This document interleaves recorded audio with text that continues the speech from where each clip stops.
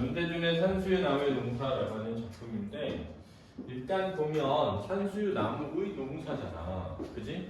그 제목 자체에서 무슨 화된 표현? 의인화된 표현이 쓰이고 있다는 걸 알 수 있지, 그지? 왜냐면 농사는 사람이 하는 거지 나무가 하는 게 아니거든. 그다음 갈래는 현대시고 자유시고 서정시. 서정시라는 게 뭐라 그랬어, 선생님이? 어떤 상황에 대한 반응을 우려하는 시를 서정시라고 하는 거야, 그렇지? 근데 이 반응에는 이제 보통 뭐가 있니? 정서와 태도가 있단 말이지. 근데 태도는 드러나는 시도 있고 드러나지 않는 시도 있거든. 근데 정서는 반드시 드러나.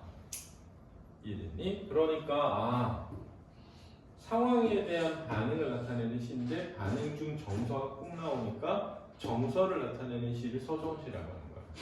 그렇지? 서정시는 뭘 드러내는 시다? 정서가 드러나는 시다. 이렇게 이해하면 되는 거지. 성격은 상징적이고 성찰적이다 이렇게 되어 있는데 상징적이라는 건 뭐니? 어떤 시어가 시어의 의미가 상징적이다 이런 거거든. 그렇지? 상징적이라는 건 뭐냐면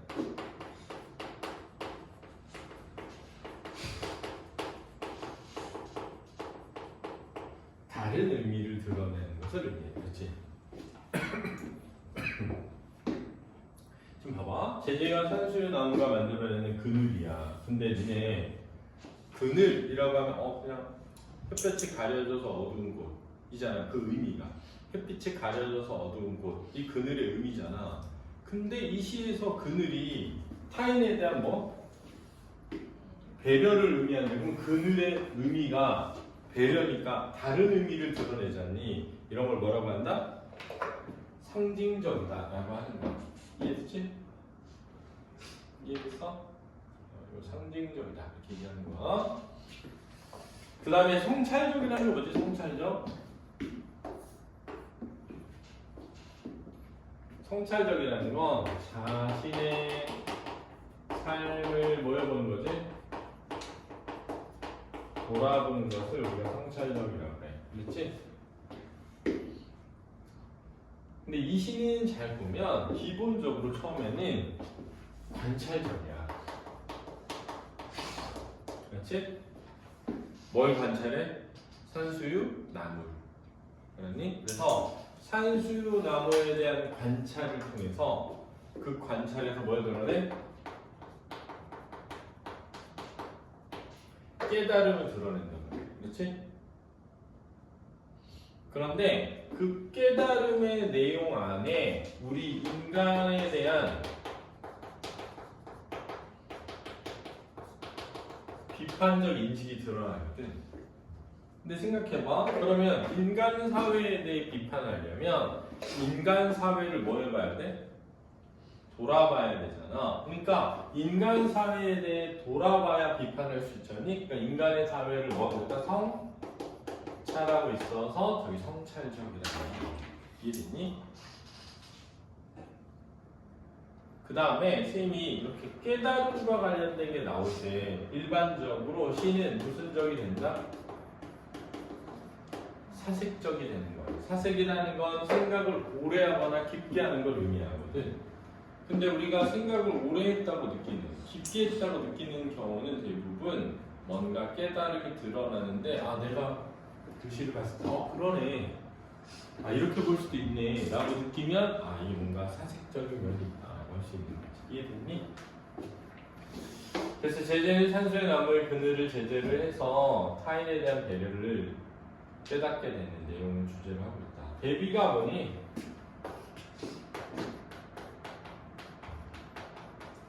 차이점을 부각시키는 걸 우리가 대비라고 해요. 그렇지? 차이점을 부각시키는 걸 뭐라고 한다? 대비라고 하는 거야. 그렇지? 알아둬야 돼. 됐죠? 다음 색채어를 사용해서 시각적 이미지를 선명하게 드러내고 있다. 색채어라는 건 색깔을 지칭하는 단어를 색채어라고 한다. 그래서 보면 산수유나무가 노란 꽃을 터뜨리고 있다라고 하는데 이 노란이 무슨 어야? 색채야지. 그 다음 여기서 주목해야 되는 건 터뜨리고 있다라고 했잖아. 이렇게 고있다라는 표현은 이게 무슨 상을 나타내지? 진행상을 나타내는 거거든. 진행상. 현재 진행형 이렇게 표현해. 영어에서는 우리말에서는 진행상이라고 해. 진행상, 완료상 이렇게 얘기하거든. 이렇게 진행상 표현이 나오게 되잖아. 그러면 현장감이 느껴져. 이 현장감이 느껴진다는 건 뭐냐면 마치 내 앞에서 이 일이 일어나는 것처럼 느끼게 한다라는 뜻이 알았지? 두 번째는 지금 진행되고 있는 내용이 뭐냐면 노란 꽃을 터뜨리고 있는 거잖니.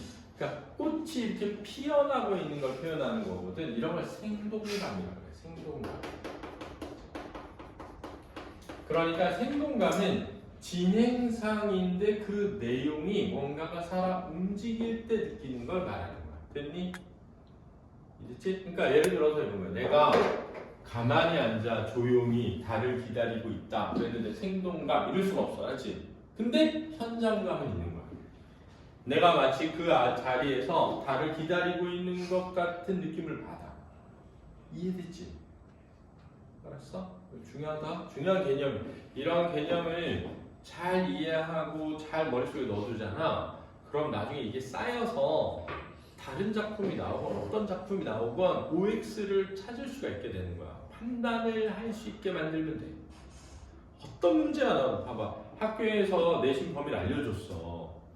그 내신 범위에 해당하는 내용을 완전히 외워서 푼다고 해서 공부를 잘하게 되질 않아. 그렇지. 이해해야만 잘하게 되는 거야.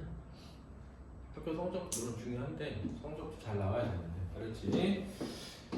사실 나면은 그늘도 노랗다 이렇게 되거든. 자 여기서 노랗다라는 말이 그 옆에 노란이라고 나왔잖아, 그렇지? 이런 거를 반복과 변주라고 해. 시어를 반복하면서 변주하고 있다. 그러니까 노란이라는 말에서 노랗다라는 말로 변주하는 거야. 맞지? 노란이라는 말은 노랗다라는 말로 변주한 거야. 알았지? 그 다음에 여기서 이건 되게 참신한 표현이야. 참신한 표현인데 왜냐면 그늘이 노랄 수는 없거든. 일반적으로 그늘은 빛을 가려서 만들어지기 때문에 회색빛이거나 검은색에 가까워야 되거든. 그렇지? 근데 노랗다는 표현은 따뜻한 이미지를 줘. 왜냐하면은 원래 우주에서 보면 태양이 노랗거든.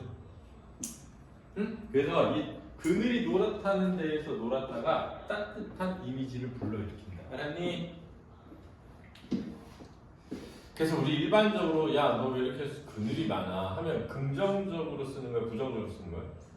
부정적으로 쓰이거든. 근데 이 시에서는 이 그늘이 긍정적으로 쓰이면서 배려, 타인을 배려하는 삶이 되는 거야. 알았지? 마음의 그늘이 옥말려든다고 불평하는 사람들은 보아라 이렇게 되거든. 자 그래서 보아라는 명령형이야. 그치? 그치? 이렇게 명령형 어미나 청유형 어미가 쓰이잖아. 그러면 말을 건네는 어투가 되는 거야. 그렇지? 말을 건네는 어투가 되는 거야. 그 다음 마음의 그늘이라고 하는 표현은 A의 B의 형식을 띤 은유적 표현이야. 알았지? 은유적 표현.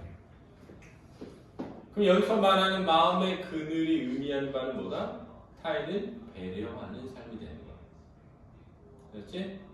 타인을 배려하는 마음이 옥말려든다는 뭐냐면 줄어든다는 뜻이거든. 타인을 배려하는 마음이 줄어든다고 불평하는 사람들은 보아라 이런 거거든. 여기서 불평하는 사람들이 바로 산수유나무와 대비되는 사람들인 거야. 그렇지?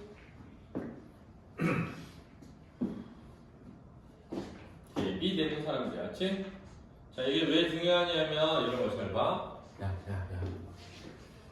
지금 잘 생각해봐. 마음의 그늘이 옥말려 든다고 불평하는 사람들은 마음의 그늘이 옥말려 들어야 된다는 거야? 옥말려 들면 안 된다는 거야? 안 된다는 거야. 그치? 야 우리 저기 홍대랑 신이는 수업 들었잖아. 니랑 이거 학교에서 수업 나갔다며. 근데 왜 옥말려들면 안 된다고 하면 좋은 사람들 아니야?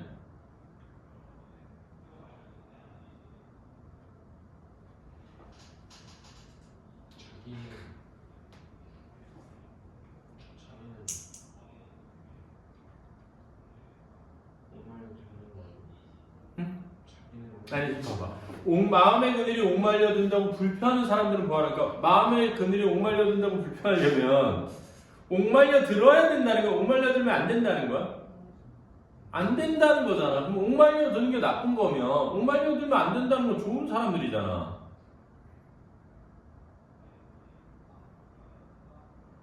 근데 왜 대비냐고. 아니 지금 안 배운 우리 개성은 알 수가 없고 배운 신일과 홍대는 알아야 되지 않냐? 이거 설명을 들었을 거 아니야 뭐라고 했는지. 이기적 인색함. 그러니까 왜 이기적 인색함? 이 사람들이 이기적이면 안 된다는 거잖아. 타인의 배려를 원해서. 타인의 배려를. 원해서. 지금 정답에 가까워지고 있어. 자, 타인의 배려를 원해서 정답에 가까워지고 있어. 타인의 배려만 원해서. 타인의 배려만 원해서. 그것도 비슷해. 아니야, 당연하게 생각해서랑도 약간 결은 비슷해. 여기가 핵심 포인트야. 요걸 이해해야 이 시를 이해한 게 되는 거야. 알았지? 응? 그걸 잘 생각하면서 들어봐. 나무는 그늘을 그냥 들이우는 게 아니다. 이게 핵심이야. 알았지?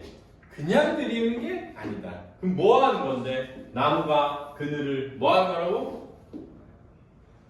농사를 짓는 거라는 거야. 농사를 짓는 거라고. 얘들아, 농사를 짓는다는 건 뭐를 써야 되는 일이지? 애를 써야 한다는 거야. 애가 뭐니? 애를 쓴다. 애가 원래 창자야, 창자. 창자를 쓰다 이건 창자를 지어 짠다 이거야. 노력하다. 야, 너 뭐 그렇게 애를 써 그러잖아. 그러니까 이러는 거야. 마음의 그늘이 옥말려 든다고 불평만 할 뿐 애써서 늘리려고 하지 않는 사람들을 뭐 하는 거야? 비판한다. 이렇게 이해하고 있어야 제대로 이해하는 거야. 너 알았지? 그렇게 안 하면 그냥 되게 대충 이해하게 되는 거야. 알았지? 그러니까 이 시에서 비판하려고 하는 건 남을 배려하지 않는 사람들에 대한 비판 이라고 해서 틀렸다고 할 수는 없는데 스님이 생각할 때는 더 정확한 건 뭐냐면 타인을 배려하기 위해 애를 쓰지 않으면서 배려가 줄어든다고 불평하는 사람들에 대한 비판이야. 알았니? 이해됐니? 그러니까 여기서 애를 쓰지 않는다는 건 노력하지 않는 것이 되지. 그러니까 대비는 뭐냐면 산수나무는 타인을 배려하기 위해 뭐 한다? 노력하는 거고 인간은 그런 노력은 하지 않고 불평만 하는 거고. 이해됐니? 이게 포인트다. 그래서 나무는 그늘을 그냥 들이우는 게 아니다. 그늘 또한 나무의 한 해 농사. 그래서 의인화된 표현이 쓰인 거야. 알았지? 이래서 깨달음이 있는 거야. 알았지? 그늘이 그냥 만들어주는 게 아니구나. 왜? 나무가 가지를 뻗고 잎을 피우고 꽃을 피워야 그 아래 뭐가 생겨? 그늘이 생기지. 그늘이. 그늘 또한 나무의 한 해 농사, 산수나무가 그늘 농사를 짓고 있다. 자, 짓고 있다. 그랬으니까 진행형이지, 그치? 진행상이야. 현장감과 생동감이 느껴진다. 그러니까 우리는 일반적으로 나무가 꽃을 피우고 있다는 건 아는데 그늘을 짓고 있다는 거는 알기가 어렵잖아. 그러니까 이게 깨달음이 있는 거지. 알았지? 사색적인 거지. 꽃은 하늘에 피우지만 그늘은 땅에서 넓어진다. 대꾸적 표현이야. 그렇지? 대꾸적 표현. 꽃은에 대응하는 게 그늘이야. 하늘에 피우지만에 대응하는 게 땅에서 넓어진다. 그렇지? 자, 그리고 넓어진다라는 거 있잖아. 넓어진다. 그렇지? 이것도 현재형이야. 그렇지? 현재형 표현. 그래서 여기서 그늘이 뭐를 의미한다? 타인에 대한 뭐라고? 배? 왜냐하면 우리가 일반적으로 어디에서 쉬어? 나무의 그늘에서 쉰다라는 말을 많이 쓰잖아. 그지? 산수 나무가 농부처럼 농사를 짓고 있다. 그러니까 처럼이가 무슨 법? 직유법 쓰였고 의인하되어 있고요. 끌어모으면 벌써 노란 좁쌀 5대 무게의 그늘이다. 이렇게 되어 있거든요. 야, 여기서 무게라는 표현을 잘 봐줘야 돼. 무게라는. 왜냐하면 봐봐. 그늘은 뭘 지니지 않았지? 무게를 지닐 수가 없단 말이야.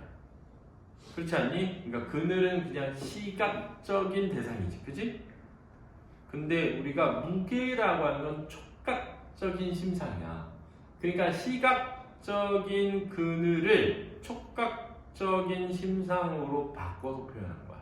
이런 걸 뭐라 그래? 공감각적 이미지라고 하는 거지. 학교에서 배웠지?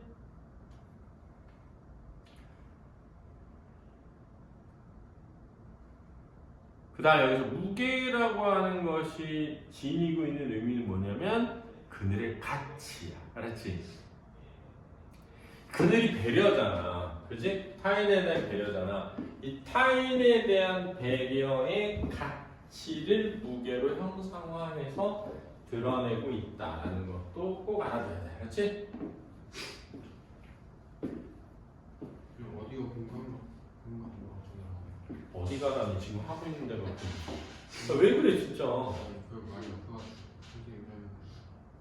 뭐라고? 선생님 설명. 아니, 내가 설명했잖아. 네. 내가 설명하는 건 안 듣는 거야? 내가 뭐라고 설명했는데? 왜 공감각적이라고 했어? 내가 공감각적이란 말 맞았어? 아니. 왜 공감각적인지 말 안 하고? 아니 그러니까 말했죠. 봐봐 빨리 뭐라고 했어. 신주미 말해봐. 아니 김지미 말해봐. 그래. 그늘이 시각이고 무게가 촉각. 그래 그러니까 그늘을 보고 있는 건데 그늘에서 뭘 느껴? 실제 무게가 아니잖아. 그지? 그러니까 그늘을 보고 있으면서 무게로 표현했으니까 시각의 무슨 화? 촉각화. 그래서 뭐라고? 공감각적 이미지. 그러니까 수업을 해줘봐야 안 듣기 때문에 사실은 그냥 영상이나 보는 게 나아.